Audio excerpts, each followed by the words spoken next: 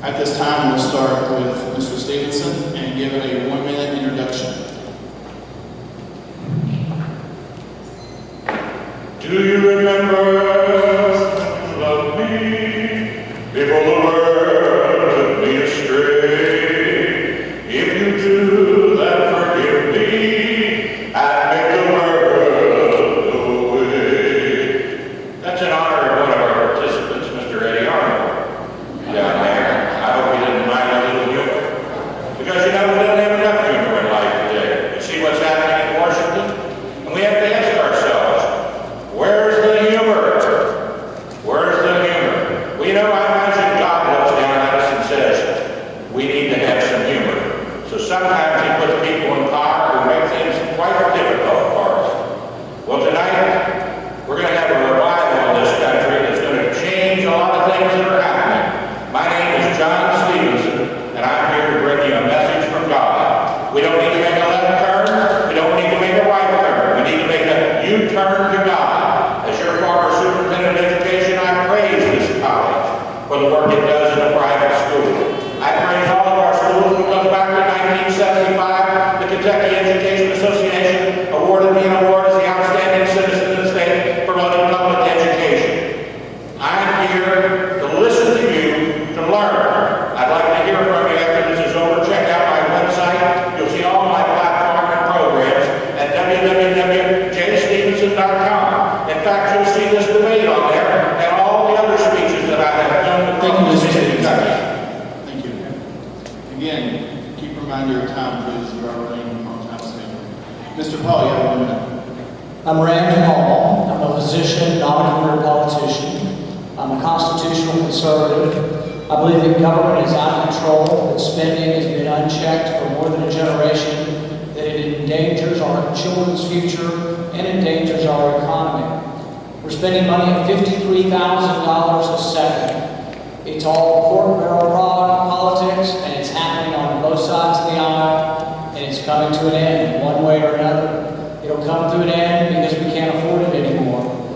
We are borrowing money, we have borrowed to the hilt, and it's coming to an end. We are printing money like there's no tomorrow, and they're destroying the value of your savings. It's coming to an end, and we do need someone who is not a career politician, someone who will be for term limits, someone who will be for a balanced budget amendment, someone who will stand up and have guts like Senator Bunning did and say, you know what, enough's enough, you passed pay as you go, take the money from that already allocated and don't add to the debt. I'm Rand Paul, and I'm a constitutional conservative. Thank you, Mr. Paul. Dr. Paul. Mr. Scrivener, you have 1 minute. Thank you.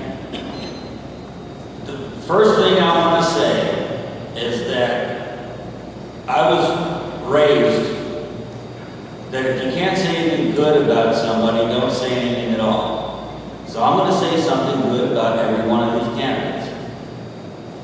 Mr. Stephenson, well-educated, religious man who could not possibly tell a lie. Mr. Paul, a well-educated, respected doctor that is from a great political family. His father ran for president. They know inside and out what the government is like. Mr. Grayson, another well-educated Secretary of State that's done an excellent job for Kentucky. All of them should be commended for what they've done. Now, I'm just the local guy here. I'm a nobody. I'm retired from the Department of Corrections in Arizona. But I was an administrator and ran budgets and kept people safe. Thank you, Mr. Scrivener. Thank you. Secretary Grayson, you have 1 minute. Thanks, Darren. Thanks, everybody, for coming out today. I'm Trey Grayson. I really appreciate the hard work of all four chambers of commerce and Union College for putting this together. It's great to be back in Barbara with so many great friends. Had a great visit today at the City School this morning, and just looking forward to discussing ideas with you tonight. I have an idea for Washington: just spend less. That's exactly what we've done in the Secretary of State's office. My budget is 15% lower than it was when I first got into office, but we're doing something pretty unusual with government. We're doing more with less. We've improved our elections. We worked with the legislature to pass a law that ran Acorn out of Kentucky. We put our office expenditures online so you, the taxpayers, can see how we were spending your hard-earned dollars. I'm going to take the same kind of fiscal conservatism, fiscal discipline up to Washington, because let's face it, Washington's broken. Republicans and Democrats are both to blame, but I think with balanced budgets, more fiscal discipline, we can get our economy moving again by restoring our nation's fiscal health. I look forward to talking about those ideas and many more today. Thanks. Thank you, Mr. Secretary Grayson.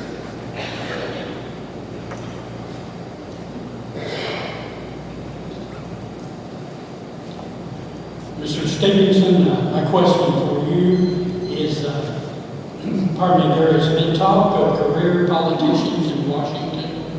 We'd like to know your position on term limits, and if you favor term limits, what you feel those limits should be. I can make that very clear to people here today. Sitting out in the audience is my wonderful wife, June Diamond Stephenson. Stand up for a second, June. Smartest move I ever made in my life was marrying that girl.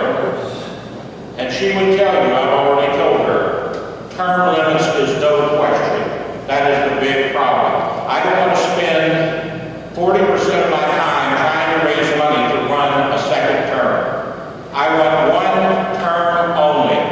I will sign a petition stating such and notarize it. 6 years. If I can't do the job in the United States Senate in 6 years, I deserve to come home. We need leadership that's trained now, ready to go to work, that understands government, and as a government teacher, I understand the role of the United States Senate.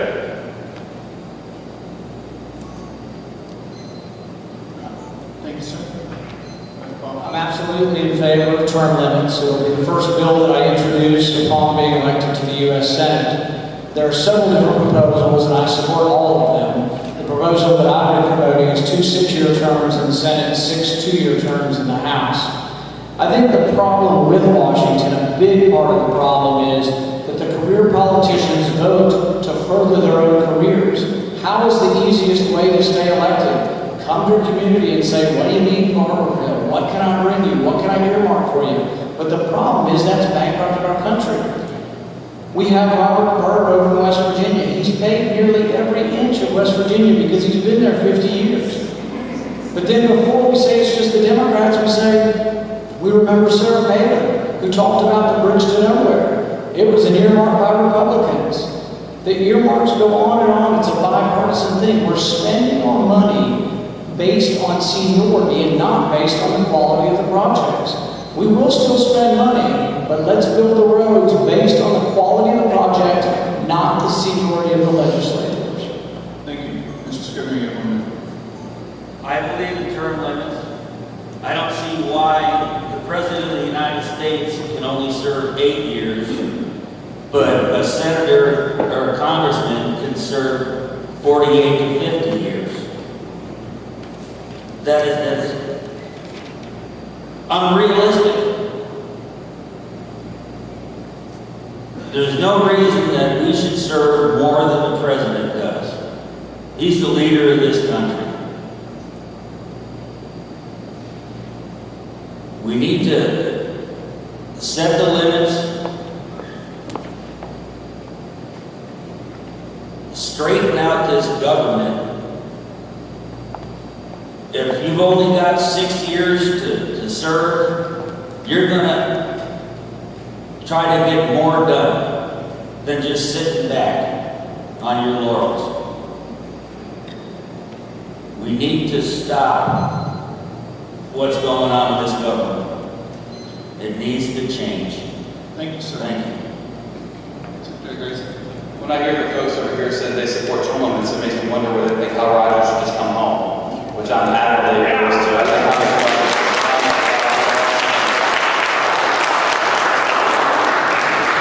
and the problem with term limits is if we have term limits in a state like Kentucky, we have zero influence in Washington. Washington is completely run by Californians, by New Yorkers, by Texans. If you think Washington's broken now, what do you see when they're in charge? So I'm opposed to term limits. I think Hal Rogers resolution, and I look forward to working with them if I get a chance to serve you in Washington. Next person, Dr. Paul.